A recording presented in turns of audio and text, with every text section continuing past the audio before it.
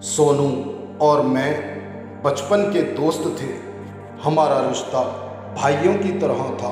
12वीं पूरी करने के बाद हम दोनों ने बेंगलोर के ही एक कॉलेज में एडमिशन ले लिया। बेंगलोर शहर और गांव के क्षेत्रों से हम पूरी तरह अनजान थे। कॉलेज से छुट्टी होने के बाद हम लोग देर रात तक बाहर घूमा करते थे। कुछ ही दिनों में हम उस शहर का चप्पा चप्पा जान गए थे। सोनू और मैं रोज रोज उन्हीं गलियों और सड़कों में घूम घूम कर बोर हो चुके थे। इसलिए हम लोगों ने प्लान बनाया कि हम लोग कहीं दूर घूमने के लिए चलते हैं। वहाँ से कुछ दूर पर धनसार जंगल था। जंगल क्या था, लगभग शहर जैसा ही था। चारों ओर पेड़ों की हरियाली थी। कुछ छोटे मोटे जंगली जानवर बच गए थे, बाकी तो शिकारियों की भेंट चढ़ गए थे। हम दोनों ने धनसार जंगल में घूमने की प्लानिंग तय कर ली। चांद भी पूरा निकला हुआ था, जिसके कारण रास्तों पर भी रोशनी थी।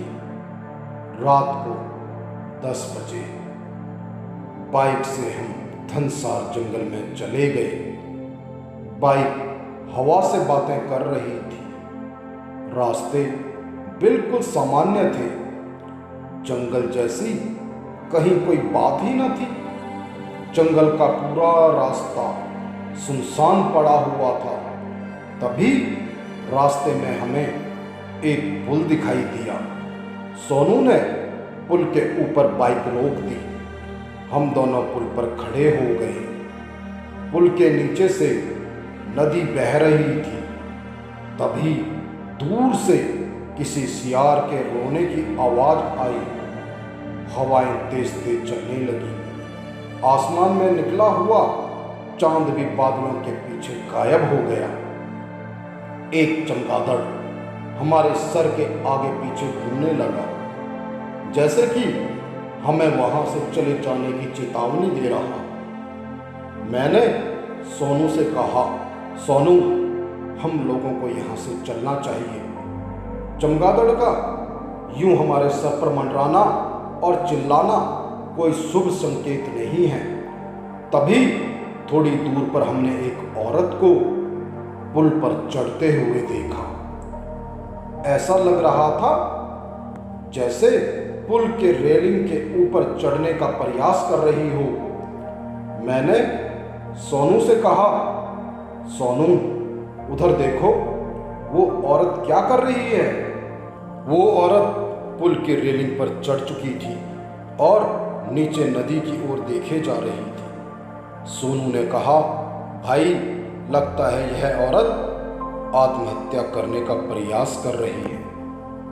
आत्महत्या सुनते ही मेरे हाथ पांव कांपने लगे, क्योंकि जब मैं स्कूल में पढ़ता था तो मेरे एक दोस्त के पिता ने भी घर में लड़ाई होने पर आत्महत्या कर ली थी। तब से आत्महत्या सुन के ही मेरे रोंगटे खड़े हो जाया करते थे। सोनू उस औरत को रोकने के लिए उसकी तरफ भागा, किंतु मैं वहीं खड़ा रहा। सोनू चिल्लाता हुआ उस औरत की तरफ भागे जा रहा था। मैडम, नीचे उतर जाओ, ये क्या कर रही हो, पानी में गिर जाओगी। सोनू जब तक उस औरत के करीब पहुंचता तब तक वो औरत नदी में छलांग लगा चुकी थी। अब वो हमारे सामने नदी में डूब रही थी और बचाओ बचाओ चिल्ला रही थी। सोनू उसे बचाने के लिए रेलिंग के ऊपर चढ़ गया। मैंने उसका हाथ पकड़कर उसे समझाने की कोशिश की, लेकिन वह नहीं माना। उसने मुझसे अपना हाथ छुड़ाकर उस लड़की को बचाने के लिए नदी में छलांग लगा दी। सोनू के नदी में छलांग लगाते ही वह औरत भी नदी से गायब हो गई।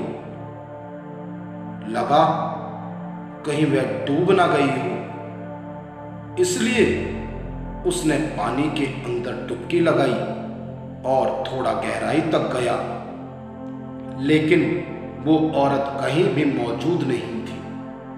इधर मैंने सर घुमाकर देखा तो वो औरत मेरी बगल में पुल की रेलिंग पर बैठी हुई थी। वह किसी जंगली जानवर की तरह पुल की रेलिंग पर बैठी हुई थी और नदी में सोनू को ही ताके जा रही थी। अब मुझे एहसास होने लगा था कि ये कोई इंसान नहीं बल्कि कोई चुड़ैल या डायन है। मैं जोर से चिल्लाया, सोनू अब नदी से बाहर आ जा। उस चुड़ैल ने मेरी तरफ देखा तो मैंने भी गौर से उसे देखा। उसका चेहरा बिल्कुल सफेद था, मुंह पर खून लगा हुआ था, आगे के दांत शिकारी जानवर की तरह बाहर निकले हुए थे, नाखून बड़े बड़े थे और बाल खुले हुए थे। वह जोर से हंसते हुए बोली, क्या हुआ, क्या मुझे ढूंढ रहे हो? उधर सोनू भी नदी से हम लोगों को ही देख रहा था।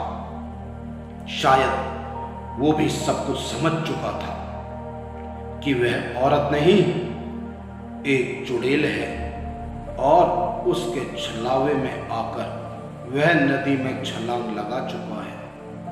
तभी वो चुड़ैल बोली, तुम डरो मत, मैं तुम्हें नहीं तुम्हारे दोस्त सोनू को अपने साथ ले जा रही हूं। मैंने ये सुनते ही सोनू को आवाज लगाई, सोनू जल्दी से बाहर आ जाओ, वरना ये चुड़ैल तुम्हें पानी में डुबाकर मार डालेगी। सोनू नदी के बीचों बीच था, जहां से तुरंत निकल पाना उसके लिए संभव न था। अब वह भी डरने लगा था।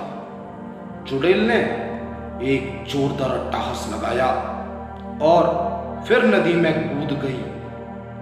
चुड़ैल उसे अपने साथ ही पानी की गहराइयों में ले गई। थोड़ी देर में पानी में बुलबुले उठते रहे और उसके बाद पानी बिल्कुल शांत हो गया। मैं सोनू सोनू चिल्लाता रह गया, किंतु सोनू कहीं भी ना था। अब मुझे एहसास हो गया था कि चुड़ैल ने सोनू को डुबाकर मार दिया है। मेरी आंखों के आगे अंधेरा छाने लगा और मैं पुल के ऊपर ही गिर गया और बेहोश हो गया। सवेरे जब मुझे होश आया तब तक सुबह हो चुकी थी। पुल पर काफी सारे लोगों की भीड़ जमा हो रखी थी। नदी के किनारे सोनू की लाश तैर रही थी। उस चुड़ैल ने बड़े ही बेदर्दी से सोनू के सीने से दिल निकाल लिया था। मेरा सबसे अच्छा दोस्त मुझे हमेशा के लिए छोड़कर चला गया था। धनसार गांव के लोगों ने मुझे बताया, जब यह पुल बना था उसके कुछ दिनों बाद ही एक नवविवाहिता स्त्री ने इस पुल से कूदकर अपनी जान दे दी थी। तब से वह चुड़ैल बनकर उस नदी में वास कर रही थी और समय समय पर किसी न किसी की बलि लेती रहती थी। धन्यवाद दोस्तों।